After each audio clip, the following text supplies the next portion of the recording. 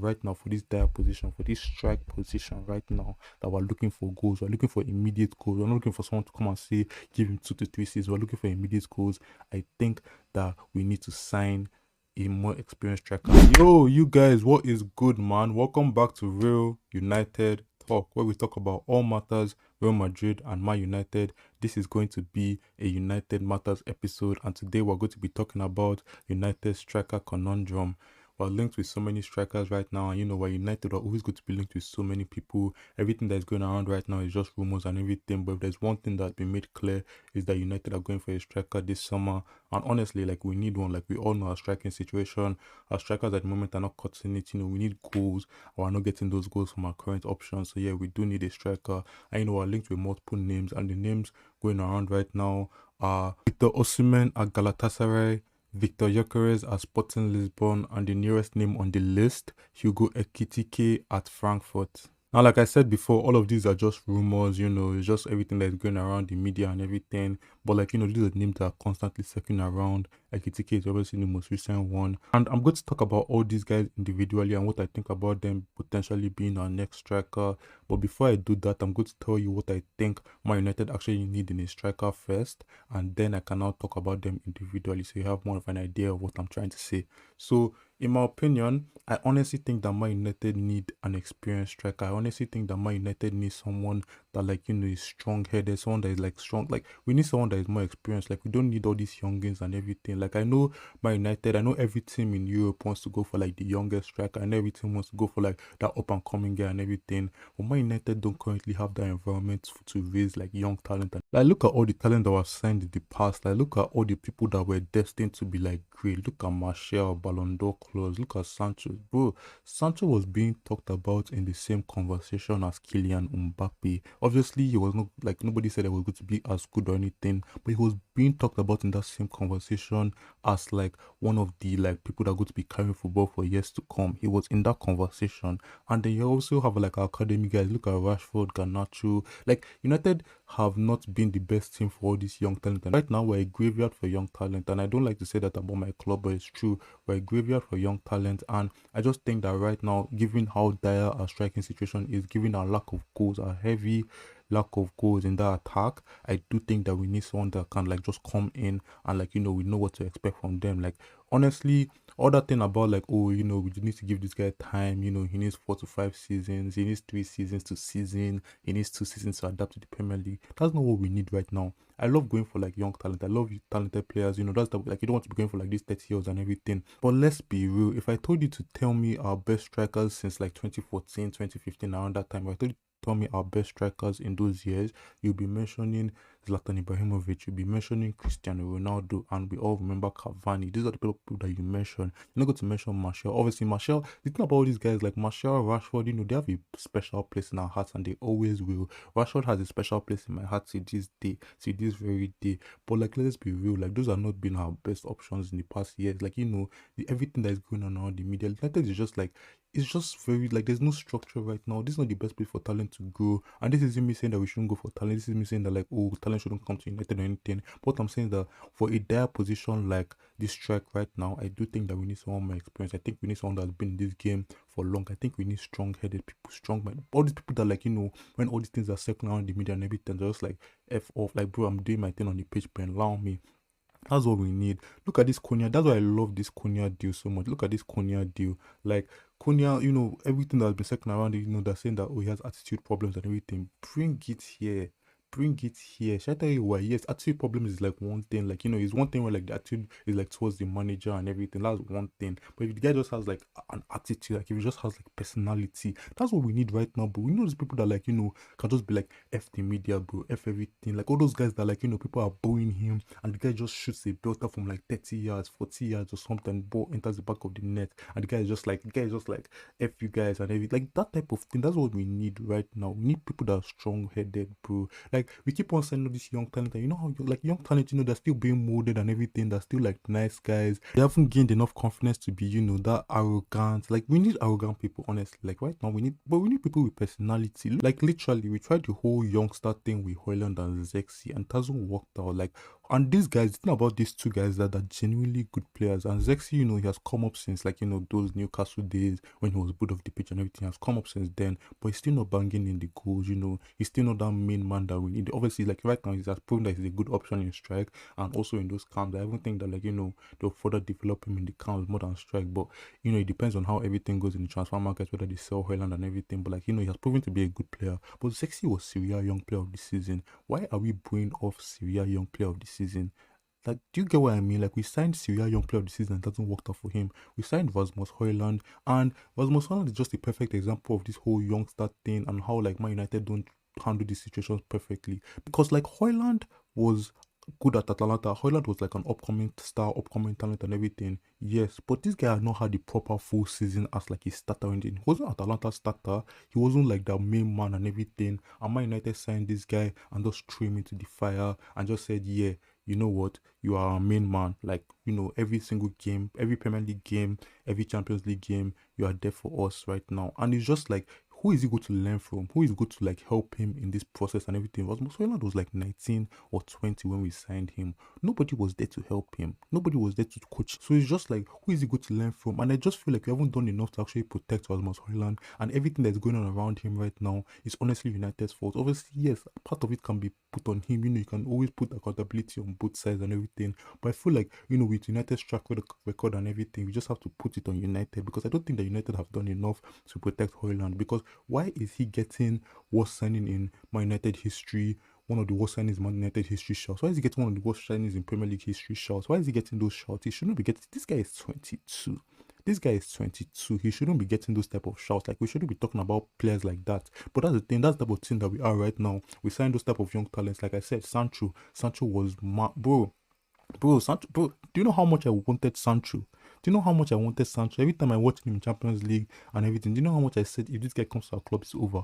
But what do? We signed him. Now look at him now. He can barely even find a club. He's back at United. He can barely find a club. Like, it's honestly just sad to see. This whole Højlund thing, it is honestly sad to see. I hate what's going on, because I think that Højlund is actually a good player. I think he's a good striker. I think that if Højlund left United and went to like Syria, went to a team where he's more protected, went to a team where he has someone to learn from, maybe playing alongside somebody in like a two-man strike or something like that, I think that Højlund would be a very good player. But United just haven't given him that. Just don't give him that freedom and everything. And guess what? When we wanted to sign somebody to help him, we signed another young player. We signed Syria Young Player of the Year. Literally. Like, who is good? How are they going to help each other and everything? Yes, they can grow together and everything, but who's going to teach them? Who's going to mold them? And honestly, that's why I was kind of happy that we lost out on Delap. Like, Delap has gone to Chelsea now, but like Delap was one of the names that were linked with in the summer, like at the beginning of the summer and everything. Delap was the name that was second around United, that 30 million release clause or whatnot. Like, it was one of the main names, right? But like, now he has gone to Chelsea and everything, and I was actually happy. Like, Delap is a very good player. But if I'm being very honest with you, I don't think that Delap is that much better than Højlund. If anything, I think that Delap is just a confident Højlund. That's what I feel. I feel like Delap is just a confident Højlund, because as much as I've seen Højlund at his worst, I've seen Højlund partly at his best. I saw Højlund firing on all fronts. Like, we saw him firing in the Premier League. Obviously, we saw what he did in Champions League. Like, Højlund, when he's confident, is actually a baller. But that's the thing. Like, Delap is honestly just a confident Højlund. How many goals did Delap score in the Premier League this season? Like 12. Yes, was with Ipswich and everything. So that's actually very impressive. But like, Delap is honestly just a confident Højlund. I don't think he's that much better than Højlund. And do you know anything about them? That the same age, they're around the same age. Maybe Delap is like a little older by like months or something, but at the same age. So like, what would Delap have come and changed? Like, all this media, and Delap hasn't gained that arrogance. He's not like strong-headed enough and everything. Like, and he can't teach Højlund anything, because he's not that much better than Højlund. He can't teach him anything. I just feel like that would have been another mistake that would have made, and it would have been another Højlund situation all over again. That's what I honestly think. That's why I was actually kind of happy that we lost out on Delap. Yes, he's a young talent. Yes, he's up and coming. Yes, he can be very good in the future, but he can be very good under the right circumstances, under the right environment. And I just don't think that United have that right environment for all these type of players right now. Like I said before, I'm not saying that we shouldn't be going for young talent and everything. What I'm saying is that right now, for this dire position, for this strike position right now, that we're looking for goals, we're looking for immediate goals. We're not looking for someone to come and say, give him 2 to 3 seasons. We're looking for immediate goals. I think that we need to sign a more experienced striker. Like I said, I'm not talking about them 30, 35-year-olds or anything, but like them 27, 28, those people that are about to enter that prime, those people that have been through it, those people that they know what's going on. Like, the media cannot stop them from what they're doing. Those are the type of people that we need. Those are the type of people that we need, honestly. And that now leads me to talk about some of these players that were linked to and everything. And the first person I'm going to talk about is Osimhen. I can't lie to you. I wasn't like that gassed about Osimhen when we first started getting linked to him and everything. Like I wasn't excited, like I don't know. Like Osimhen is a very good player. He's a very good player, don't get me wrong. And obviously he's Nigerian and everything. Having a Nigerian striker in United leading the line and everything would be so mad. But Osimhen is the type of player that we need. Like in terms of like the age, in terms of like the experience, and in terms of like he's actually a very good player. Like he's a good player regardless. As in like if you need goals, you can call Osimhen. If you need hold up play, you can call Osimhen. If you need someone that has good position, you can call Osimhen. Strength, all these things. Like he has all the qualities of a striker and everything. And honestly, you just provide for Osimhen, and the guy will get you goals and all of that. So I do think that Osimhen is a good player, and I think he's the right profile of player. Obviously, with all these things with Galatasaray, it seems as if they want a lot of money. All those, I don't know what's going on with that, but like it seems as if like to get Osimhen, you need to pay like 75 million. I don't think I'll pay that for Osimhen. So given the price tag and everything, maybe I wouldn't go for it. Maybe I'll like stay clear because like I don't like he's still a risk. I think that Osimhen is still kind of like a risk, but like I do think that he's the right profile of player to be looking at right now. Honestly, we have seen him at Napoli. He obviously had that season at Napoli where he won the league, one of the best strikers in the world that year and everything. So I do think that like he has done this before. He has had his struggles, they've said he has had attitude problems and everything, but like I said, we need these attitude problems. Yes, we don't want them towards the manager, but we do need these guys with attitude. We do need these guys with like personality. That's the people that we need. We don't need all these nice guys and everything. So I do think that Osimhen is the right profile of player to be going for. That's why I like those links.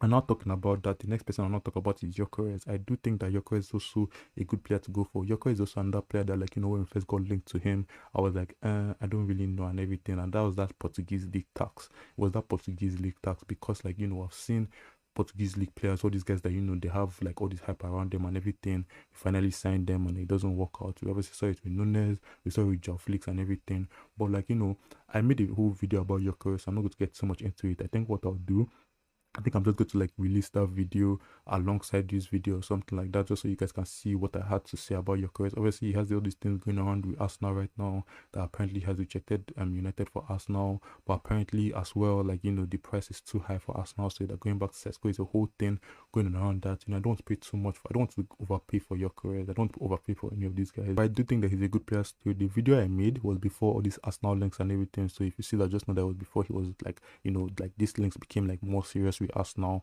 and before they said that he rejected United and everything. But I'll just give you what I think. But basically, like honestly, like yes, you have to add that Portuguese league tax. But honestly, like this guy has been doing it for at least 2 seasons. Like he has done it for 2 seasons in the Portuguese league. I think this season he had like 40 goals in the Portuguese league. And even if you wanted to tax him, even if you wanted to put tax, let's just say for every 2 goals he scored in the Portuguese league, that's 1 Premier League goal. That is 20 Premier League goals. If he scored 40 goals in the Portuguese league last season, that is 20 Premier League goals. That is not bad. We don't have that right now. We don't have that in our team right now. That's what we need right now. We need someone that can give us 20 goals in the Premier League, and obviously he did it in Champions League as well. So he can get us goals. Over not in Champions League right now, but he can get us goals in Europe. He can get us goals in the Premier League. He can just get us goals. And he's 27. He's 27. He's around the Siemens age. I think he's 27, 28, and everything. And he has been doing this for some time. And if you're worrying about like, oh, how is he going to cope with England and everything, this guy was at Brighton. Yes, I know he didn't play and everything, but he has been in that environment. And he did play in the championship, so he kind of knows what to expect from English football. And he did well in the championship as well. Like he got good goals, he was good in the championship basically. And he just knows what to expect from English football, so he's not naive about it. He has not only played in the Portuguese league, he started off in England before he went to the Portuguese league, so he knows what to expect. I think that he's the right profile player to go for. He has been doing this for some time and everything. I haven't really watched him in the Portuguese league, but I watched him in Champions League. He's a good player. We saw what he did against Man City. He's a good player. This type of player that we should be going for, I think. And that now leads me to talk about Ekitike. Ekitike, I'm not too sure about this. Like honestly, when I saw these links and everything, these are the type of people that I want to be avoiding right now, because like yes, he's a talented player, and I think that any team that gets Ekitike will be lucky. He's obviously a talented player. He's someone that looks to be good for the future. He's getting his goals now and everything. But like I said, this is not the type of player that we need right now in that team right now. Maybe like look, we already have Hoyland, we already have Zexi. Why do we need another up and coming talent? For this guy like 22, we don't need another up and coming talent. Like we don't need someone to add to the mix of up and coming talent that we messed up. We need someone that can do this right now. How many goals did he get in the Bundesliga? I think he got like 15 goals in the Bundesliga. And we have to add that Bundesliga tax, and for those 15 goals, let's just say that those 15 goals equals to 10 Premier League goals. That's not enough. And who's to say that he'll get those 10 Premier League goals? Honestly, that's not enough. And he hasn't done it for multiple seasons. He has done it for like one season with Frankfurt. Obviously, he was at PSG. He scored a few goals at PSG and everything, or like maybe Rennes, or I can't remember. But like, he hasn't gotten there. He's not there yet. And I just think that this is another that we should gain for now. All these people that we have to give them multiple seasons. That's not what we need right now. We don't need these up and coming talents. We need people that can do this thing right now. We need people with that personality. We need people with that, just like we need strong minded people. And honestly, I don't think that he's there right now. I think he's a very good player. And like I said, anything that gets him be lucky, I think it's going to be really good in the future, but that's under the right circumstances, that's in the right environment. And the reason why I'm saying this, especially for our strikers, is just because like there's a lot of pressure on whoever comes to that strike, because United have been struggling with this whole striking thing for years. Our strikers have not been getting us goals. How many strikers have reached 20 goals for United in the Premier League since like Van Persie? I don't think anybody has reached 20 Premier League goals for United in that strike. So like there's a lot of pressure. Anybody that gets signed to United, they're going to be thinking, oh, can these guys score 20 goals? So all these young players, they cannot handle that right now. They can't handle that right now. Neither should they. They shouldn't be like, they should be playing alongside an older man that can do it. And then they're just like the prodigies until like the guy gets too old, until they get good enough. But like all these Ekitike, the Lap, all these guys, that's not what we need right now. We need these experienced guys that they can actually face that pressure.